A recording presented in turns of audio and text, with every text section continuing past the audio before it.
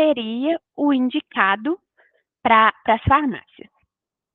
A ética profissional, ela já contém normas que devem ser seguidas pelos farmacêuticos no exercício de suas atividades profissionais e com o objetivo de zelar pela saúde. Já a lei, ela vai determinar ou proibir algo de acordo com os princípios de justiça e em benefício da sociedade como um todo. Se alguém tiver alguma dúvida, pessoal, pode falar no microfone, tá? Que a gente vai sanando. Já o decreto, ele é um ato normativo secundário. Ele vem para agregar alguma coisa junto a uma lei que já existia. Ela não pode contrariar a Constituição Federal e tem como princípio, né, a inspiração às leis. Já a resolução, ele é um ato legislativo de efeito interno e conteúdo concreto. Elas têm um caráter político, processual, legislativo ou administrativo. E portaria, ela é classificada como um ato administrativo ordinário, que tem natureza jurídica, e o objetivo da portaria é disciplinar o funcionamento da administração pública. A gente vai começar a falar sobre a história do Conselho Federal de Farmácia. Como que ele surgiu, quando que ele surgiu e por que que ele surgiu. A ideia de criação dele se iniciou em 1936, mas ele só foi criado realmente em 11 de novembro de 1960, 24 anos depois. A ideia de criação dele surgiu a partir de reivindicações, e essas reivindicações eram ocorridas em convenções e em congressos que ocorriam em todo o Brasil. Ele foi criado em 1960 por meio da Lei número 3.820 e foi criado o Conselho Federal de Farmácia e os Conselhos Regionais de Farmácia. E esses conselhos, eles são dotados de personalidade jurídica, de direito público e têm autonomia administrativa e financeira. E a função dos conselhos é zelar pelos princípios da ética e da disciplina da classe farmacêutica no Brasil. O que diz, né, a lei número 3.820, que é a lei aí que deu origem aos conselhos federais e regionais de farmácia. O Conselho Federal de Farmácia, ele é um órgão supremo. Então, os conselhos regionais, ele está abaixo, né, do Conselho Federal de Farmácia. E ele tem jurisdição em todo o território nacional. O que quer dizer? Que ele pode comandar, né, entre aspas, todo o território nacional. E ele tem a sede no Distrito Federal. E somente membros inscritos poderão exercer as atividades profissionais. O que isso significa, né? No caso, aqui vocês são técnicos, mas como vocês estão na área de farmácia, é importante vocês ter ciência do que é obrigatório um farmacêutico ter. Então, todo farmacêutico ele tem que ter um registro no Conselho Regional de Farmácia, que é o chamado CRF. E só esses profissionais que podem exercer as atividades farmacêuticas. O profissional de farmácia, para exercício da profissão, né, ele tem que ter esse registro e todo ano ele tem que fazer o pagamento de uma anuidade, que ela é paga até 31 de março, né, de todo ano, para poder o farmacêutico estar regular e poder exercer a profissão. E as empresas e estabelecimentos que contrataram os farmacêuticos, eles também devem comprovar que são profissionais habilitados, ou seja, que são profissionais que estão inscritos no CRF. O poder de punir disciplinarmente compete ao CR, né? Ao Conselho Regional de Farmácia. Ou seja, se tiver alguma denúncia, ou se tiver uma fiscalização na farmácia e for evidenciada alguma coisa que esteja fora das leis, né? Cabe ao CR, né, o Conselho Regional, a punir, a aplicar uma penalidade ao farmacêutico e ao estabelecimento de farmácia, certo? E essas penalidades, elas podem variar de acordo do que foi evidenciado. Elas podem ser advertência ou censura, pode ser multa, tanto para a empresa quanto para o farmacêutico, suspensão de 3 meses a 1 ano, ou a eliminação, né, desse profissional perante o Conselho Regional de Farmácia.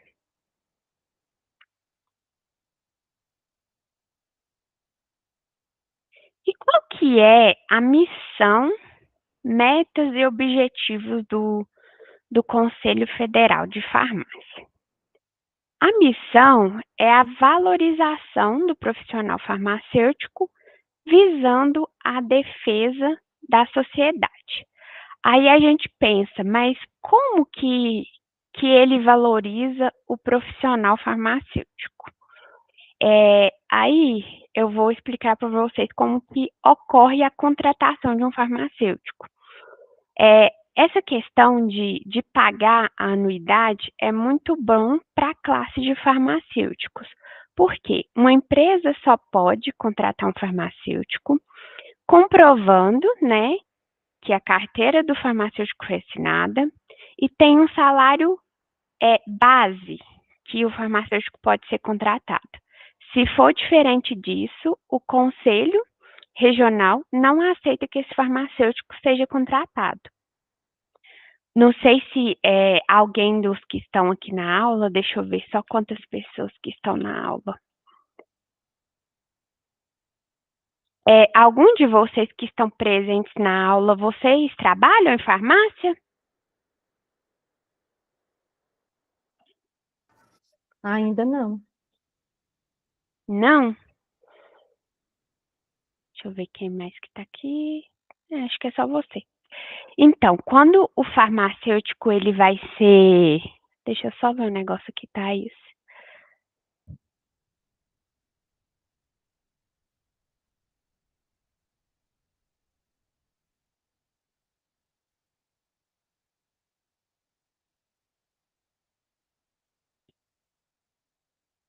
Então, quando o farmacêutico ele vai ser contratado, a empresa tem que mandar essa solicitação, né, de contratação do farmacêutico e eles pedem a comprovação da carteira assinada e com o salário que foi assinado. E se for diferente do que pede nas leis, né, que tem um salário base, eles não autorizam a contratação do farmacêutico. E também tem toda uma escala de folga, horários, tudo isso para eles fazer essa contratação e autorizar, tá? Então, é dessa forma que o profissional farmacêutico ele é valorizado pelo conselho. E outra forma também é que sempre o conselho tá tentando fazer mudanças, tentam melhorar o salário de um farmacêutico. E visando a defesa da sociedade, sempre tendo essas fiscalizações, fazendo com que as farmácias e drogarias e os farmacêuticos trabalhem dentro da lei, né? Então, a legislação, a fiscalização, perdão, ela vai lá para ver se o estabelecimento está conforme o que pede nas leis. E a meta, né, e o objetivo do Conselho Federal de Farmácia é promover a assistência farmacêutica em benefício da sociedade com os direitos dos cidadãos. Aí a gente vai pensar, como que o Conselho Federal de Farmácia faz isso? Aí a gente vai ter que entrar um pouco na questão do Conselho Nacional de Saúde. que o Conselho Nacional de Saúde diz sobre o direito dos cidadãos? Então, ele diz que toda pessoa tem direito ao acesso a bens e serviços ordenados e organizados para garantia da promoção, prevenção, proteção, tratamento e recuperação da saúde. E toda pessoa tem direito à informação sobre os serviços de saúde e as diversas formas de participação da comunidade. Então, assim, vocês como técnicos em farmácia, vocês são profissionais da área da saúde. Então, qual que é o dever dos técnicos em farmácia e dos farmacêuticos? É sempre informar o paciente das opções que ele tem de tratamento, informar quais as formas que ele tem de participar melhor da questão de saúde na comunidade e de dar assistência farmacêutica. Cada um vai até onde isso lhe permite. Um exemplo, vamos supor que algum de vocês vai trabalhar em uma drogaria, atendendo no balcão. Vocês não estão lá apenas para vender medicamento, para dispensar medicamento. Vocês têm o dever, com o conhecimento que vocês vão adquirir no curso técnico, de orientar da melhor forma possível o paciente de vocês. Porque o objetivo não é que vocês saiam daqui como vendedores ou dispensadores de medicamento, e sim orientar o paciente da melhor forma possível para ele sair da farmácia sem dúvida alguma. E se não for possível vocês sanarem essas dúvidas, aí vocês vão se reportar a um farmacêutico para que não deixe o paciente sair da farmácia com dúvidas, certo? Certo?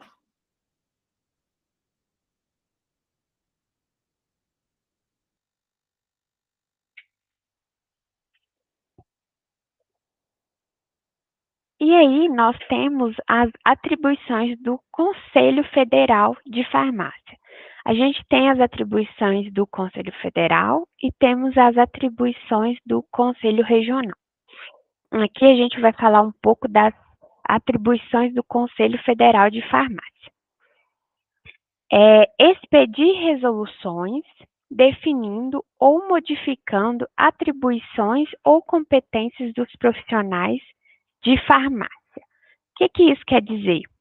O Conselho Federal que é responsável por criar as leis, por criar as resoluções, os decretos, tudo para alterar ou criar novas competências e atribuições ao profissional farmacêutico. O Conselho Federal também é responsável por propor modificações que se tornarem necessárias à regulamentação do exercício profissional. Aquelas alterações que a gente vê que, por exemplo, farmacêutico esteticista, que agora é uma atribuição e competência do farmacêutico. Essas alterações é tudo o Conselho Federal de Farmácia que propõe, que faz essas mudanças. O Conselho Federal também colabora na disciplina das matérias de ciência e técnica farmacêutica, ou de qualquer forma que diz respeito à atividade profissional.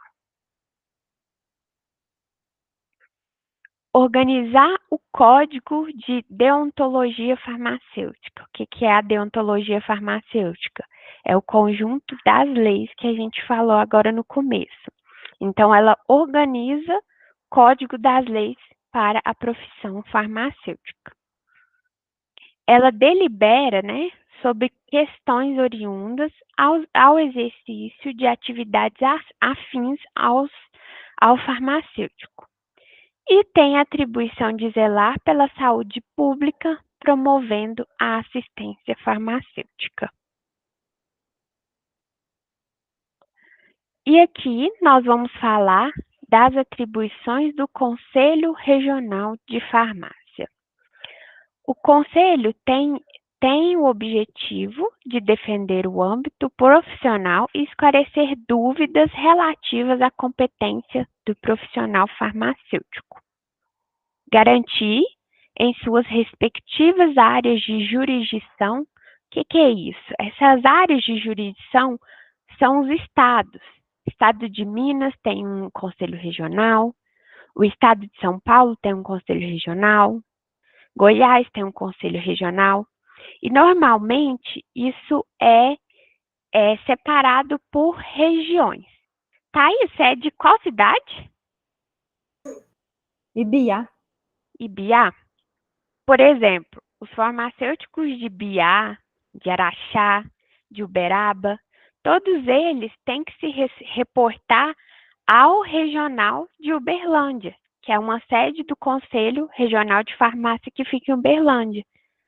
Que o Conselho Regional de Minas fica em BH, mas cada região tem um, por exemplo, Triângulo Mineiro, lá em Uberlândia, né, e Alto Paranaíba. Norte de Minas vai ter outro, provavelmente Montes Claros. Então, cada área do estado vai ter uma sede para poder se reportar. Então, né, garantir em suas respectivas áreas de jurisdição que a atividade farmacêutica seja exercida por profissionais legalmente habilitados. Legalmente habilitados conforme eu expliquei anteriormente, tem que estar registrado no CRF. Habilitar o farmacêutico por meio de inscrição, né, para o exercício legal da profissão. Manter registro sobre o local de atuação do farmacêutico junto ao mercado de trabalho.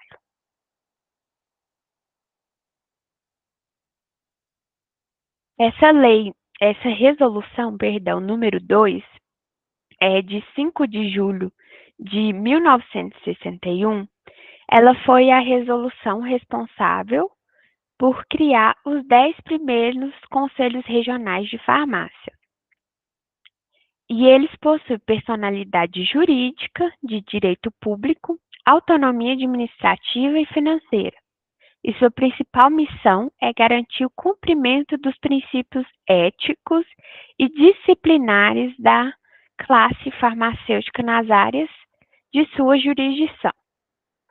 Quando a gente fala na questão de princípios éticos e disciplinares, o que isso significa? Toda farmácia, ou farmácia, né, que a gente cita farmácia mais o estabelecimento que tanto manipula quanto vende drogaria, e as drogarias em si tem que ter farmacêutico no horário de funcionamento. Vamos supor que uma farmácia ela fica aberta das 8 às 10. Então, ela tem que ter farmacêutico no horário das 8 às 10. Por quê? Porque isso é exigido na lei e cabe ao CRF conferir se isso está sendo feito pelos estabelecimentos de farmácia. Então, o que acontece? De tempos em tempos, esses fiscais do CRF, ele passa na farmácia, procura o farmacêutico, tem um quadro de horários de farmacêutico, e esses farmacêuticos têm que estar ali no horário que a farmácia está aberta, porque não pode ter dispensação nem manipulação de produto controlado na ausência de um farmacêutico, tá? E aqui eu trouxe para vocês, né, a imagem da resolução número 2, de 5 de julho de 1961, que foi a lei que criou os 10 primeiros conselhos regionais de farmácia. Eu trouxe para a gente ver quais que foram os primeiros conselhos criados. Os meus slides aqui não estão mudando. Ah, agora sim. Agora deu certo? Deu. Deve que a internet está um pouco lenta.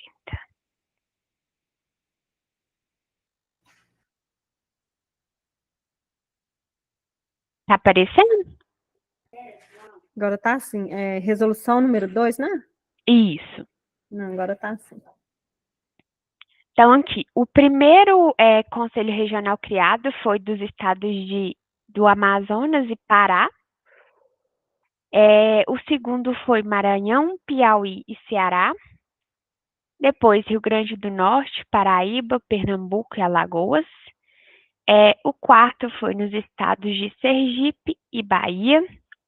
Posteriormente foi Goiás, Mato Grosso e Distrito Federal. E Goiás, né? Goiânia. O sexto foi no estado de Minas Gerais. Sétimo, Espírito Santo, Rio de Janeiro, Guanabara. Depois São Paulo. Depois Paraná e Santa Catarina. E posteriormente no estado do Rio Grande do Sul. Então, esses foram os primeiros conselhos regionais criados em 1961. Antes da gente falar sobre as leis, sobre os decretos, sobre as resoluções, a gente tem que aprofundar mais em alguns termos importantes, né, que eu até citei no início, só que por alto.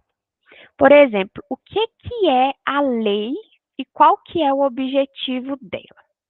Ela é um preceito escrito e estabelecido por um órgão competente e segue um formato pré-estabelecido. Então, ela é para criar, revogar ou modificar normas jurídicas. Ela pode ter âmbito federal, estadual ou municipal, dependendo do poder legislativo que a promulgou. Então, de exemplo de lei, a gente tem a Lei número 5.991. Essa lei, ela foi criada em 17 de dezembro de 1973. E essa lei, ela trata sobre o controle sanitário de comércio de drogas, insumos farmacêuticos e correlatos. Quando a gente cita drogas aqui, são os princípios ativos, porque na área de farmácia a gente trata princípio ativo como droga, tá? Ela estabelece diretrizes para garantir a segurança e a qualidade desses produtos, regulamentando sua fabricação, armazenamento, transporte e comercialização. E o decreto? O decreto ele é um ato administrativo que está abaixo da Constituição Federal e da lei formalmente estabelecida. Ou seja, esse decreto ele é criado para acrescentar algo em uma lei que já existia. Ele é emitido pelo chefe do Poder Executivo da União, do Estado ou do município, sem a necessidade de aprovação do Poder Legislativo. Aí eu trouxe como exemplo o Decreto número 74.170, de 10 de junho de 1994. E esse decreto, ele regulamenta a lei que eu citei como exemplo agora, que é a 5.991 de 1973. Ele define de forma mais detalhada as normas e procedimentos necessários para o controle sanitário do comércio de drogas, medicamentos, insumos farmacêuticos ou correlatos. Então, ele veio para deixar mais específico e mais claro as normas que já eram citadas nessa lei.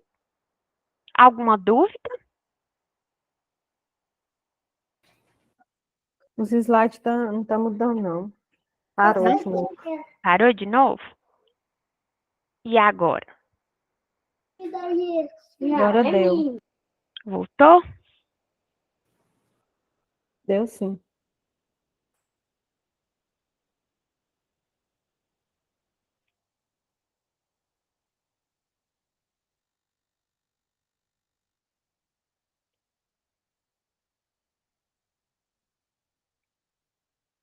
Passou para o próximo, resoluções? Parou em termos importantes. Lei e decreto. E agora mudou? Agora mudou.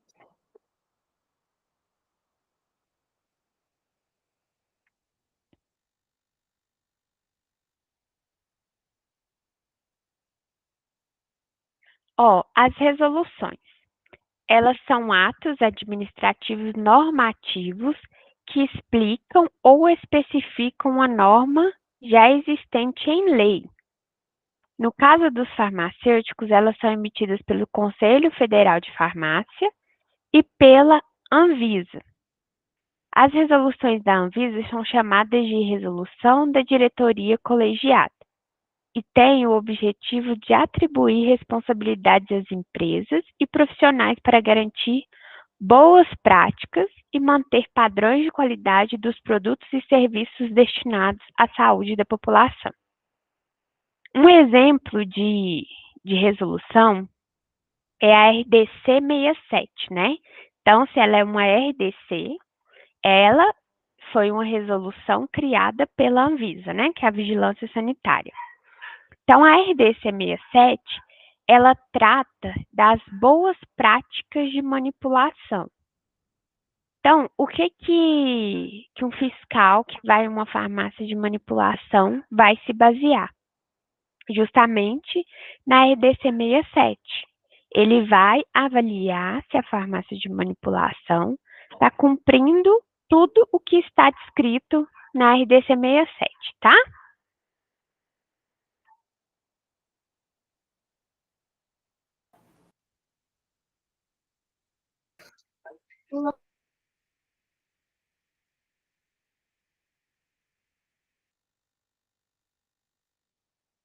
Passou o slide? Passou sim? Ó, portarias. As portarias são atos administrativos que têm a finalidade de disciplinar o funcionamento da administração pública ou a conduta de seus agentes. Um exemplo de portaria bem conhecida, né, para quem já está na área de farmácia, é a portaria 344. E o que ela diz? Ela regulamenta sobre substâncias e medicamentos de controle especial, que são os controlados, né? Então, ela vai descrever como que é a dispensação, como que é a prescrição, para quanto tempo a farmácia pode dispensar esses medicamentos, como que deve ser uma receita, quais os itens obrigatórios que tem que existir nela.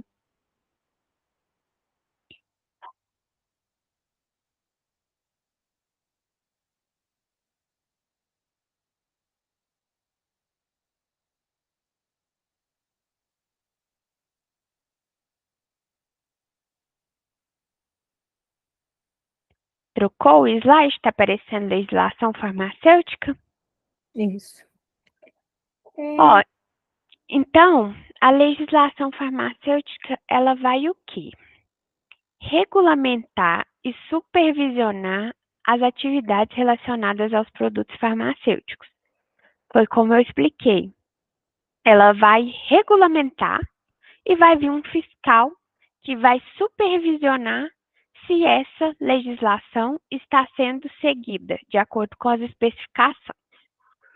Então, ela tem como objetivo garantir que os medicamentos e produtos disponíveis em farmácias e drogarias sejam seguros, eficazes e de qualidade. Então, o que ela regulamenta? Ela vai dizer como que é o armazenamento de um medicamento, vai falar a temperatura que o ambiente de estoque tem que estar. Então, o que acontece? Por exemplo, um estoque de farmácia. Normalmente a temperatura é de 18 a 25 graus. Então, tem um documento na farmácia que todo dia o farmacêutico vai lá. Quando chega, tem que medir a temperatura. Na hora de ir embora, tem que medir a temperatura. Mesma coisa é a geladeira, porque existe, né, medicamentos termoláveis. O que é isso? São medicamentos que têm que ser armazenados sob refrigeração.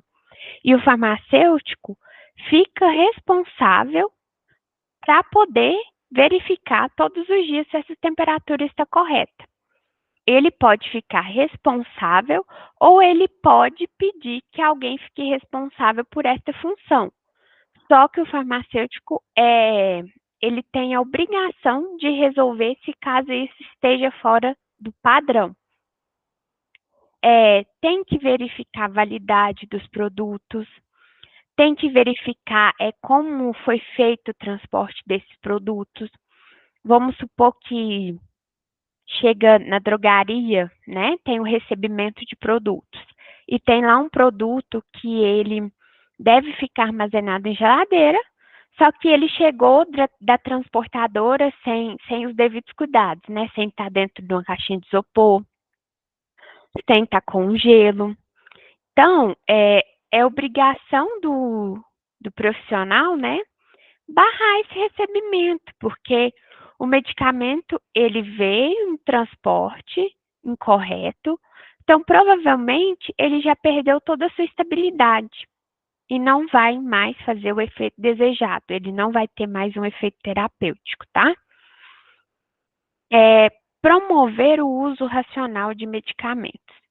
Um dos exemplos, né, que eu acabei de falar, Portaria 344.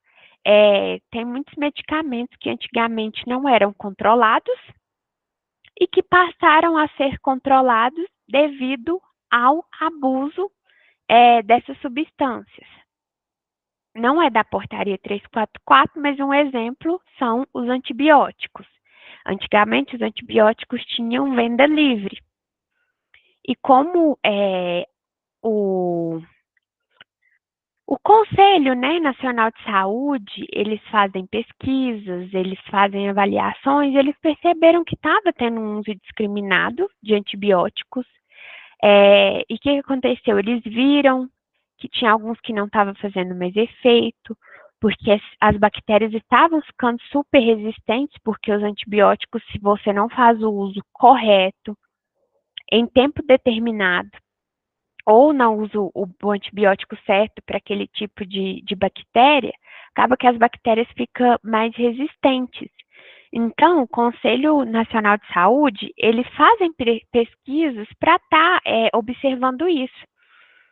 Então, fazendo isso, né, visto que os antibióticos estavam tendo um uso indiscriminado, eles passaram a ser controlados e vendidos apenas sob prescrição médica e retenção de receita. E a gente vê acontecendo isso com outros medicamentos também. E a legislação também estabelece requisitos rigorosos para fabricação, armazenamento, transporte, dispensação de medicamentos, cosméticos e produtos para a saúde e outros itens relacionados à saúde. Um exemplo de cosmético aqui é que envolve a legislação farmacêutica também, por exemplo, o uso de formol em bases de unha, produtos para cabelo, porque muitas indústrias farmacêuticas, né, produzem cosméticos. Então, isso aqui também envolve isso. É da mesma forma. Vigilância viu que estava acontecendo casos de alergia, toxicidade, e reduziram, né, o nível de formol em muitos produtos cosméticos. É um exemplo também.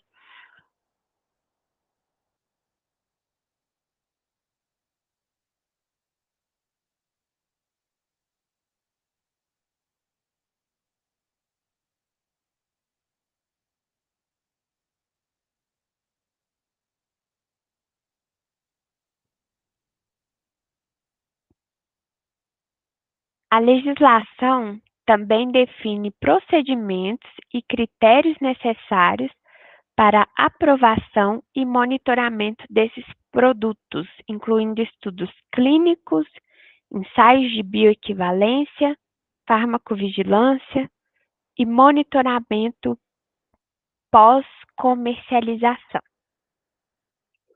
Thais, vocês estão em qual módulo do curso?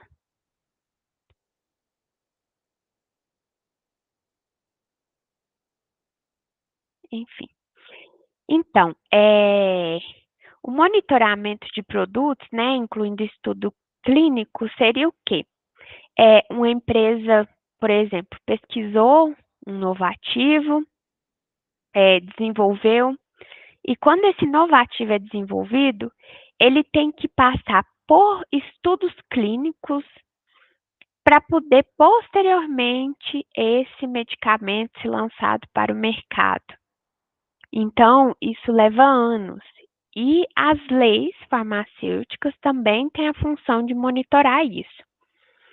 Posteriormente, ensaios de bioequivalência. Esses ensaios de bioequivalência já são mais voltados para medicamentos genéricos, porque os estudos clínicos, eles são feitos com os medicamentos de referência, que são aqueles que são criados e lançados por uma empresa.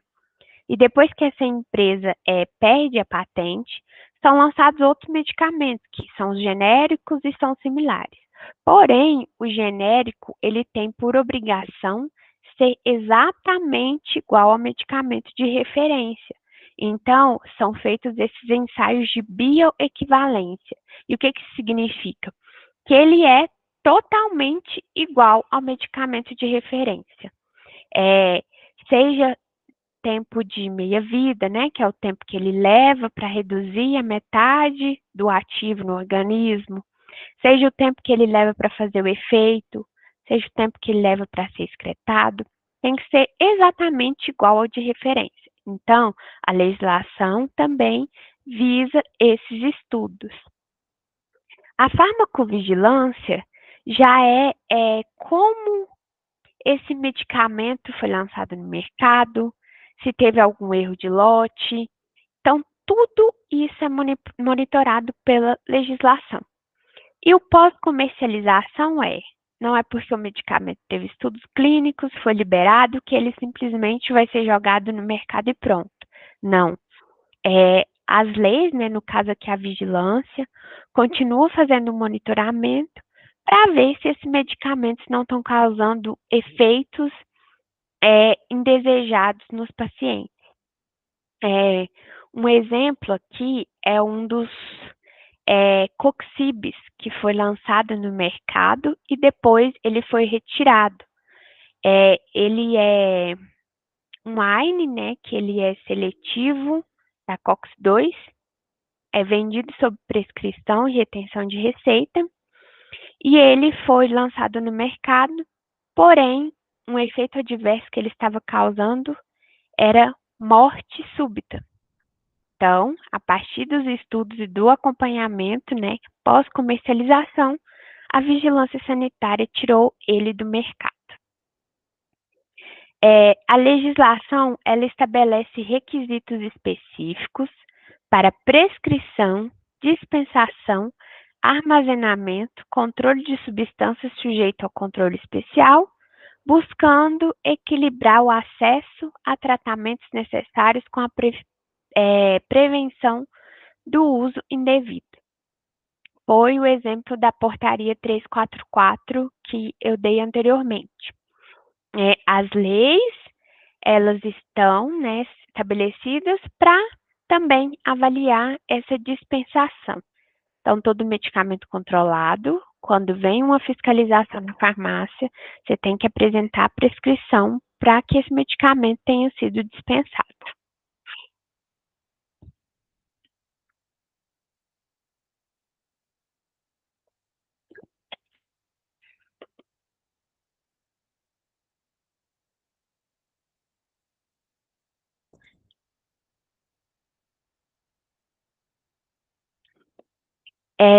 A legislação farmacêutica, ela também estabelece diretrizes para educação, orientação dos profissionais de saúde, bem como dos usuários, sobre o uso apropriado dos medicamentos, incentivando a busca de informações, o diálogo entre profissionais e pacientes e conscientização sobre possíveis interações medicamentosas e efeitos adversos. Tanto vocês, como técnicos, né, em farmácia, quanto farmacêutico, se observar alguma prescrição duvidosa, algum medicamento que pode estar ocorrendo interação, no caso de vocês, se vocês tiverem dúvidas, vocês podem estar procurando um farmacêutico para tirar essa dúvida e o farmacêutico pode estar reportando ao prescritor para verificar realmente se é isso que ele quer. E o farmacêutico pode sim dar uma orientação ao médico, nunca, né, negligenciando ou falando mal do prescritor, mas tentando resolver em conjunto aquela prescrição, que é o que a gente chama de tratamento multiprofissional, né? A gente tem que tentar resolver da melhor forma possível para que o paciente tenha um bom tratamento e uma boa adesão a esse tratamento.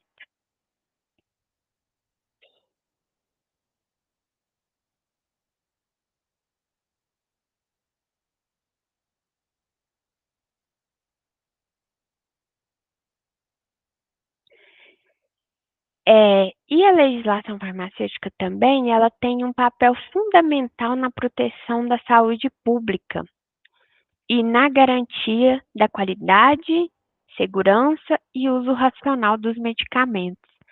É, Antigamente, passava muito na televisão propagandas, incentivando a automedicação, e hoje em dia isso reduziu muito. E um dos responsáveis por isso é justamente a legislação farmacêutica, porque ela cobrar o máximo das empresas de farmácia, a gente sabe que ainda existe, né? Só que não é ideal que tenham essas propagandas, né, incentivando a automedicação. E ela visa assegurar que as farmácias e drogarias cumpra com os padrões estabelecidos, proporcionando aos usuários acesso a medicamentos e serviços confiáveis, que contribuam para a melhoria da qualidade de vida e bem-estar da população. Então, assim, no geral, o objetivo principal da legislação é fazer com que os estabelecimentos farmacêuticos cumpram o que está na lei, para que o paciente, para que o consumidor não saia lesado de forma alguma e esteja realmente levando para casa produtos de qualidade e confiáveis. Por isso que a legislação cobra do profissional farmacêutico, né? E dos técnicos em farmácias, não diretamente, mas indiretamente, que os medicamentos estejam em boas condições de armazenamento, que seja monitorado as validades dos medicamentos, que se caso ocorra algum dano no transporte, tem que fazer essa devolução para a empresa, para a transportadora, que os controlados sejam vendidos mediante as receitas, porque tudo isso vai evitar que ocorra algum problema com o cidadão, né, com o consumidor, com o nosso paciente. E como eu falei no início, o objetivo do curso técnico em farmácia, não é que vocês cheguem no balcão de uma farmácia, por exemplo, e sejam dispensadores de medicamento. Vocês vão ser profissionais técnicos em farmácia, capacitados para orientar os pacientes, até onde o conhecimento de vocês permitem. E aonde esse conhecimento não permitir, que vocês tenham ciência e a noção, baseada nas legislações que a gente vai estar estudando ao longo do módulo, de procurar um farmacêutico para dar uma orientação mais profunda para esse paciente, tá? Ok.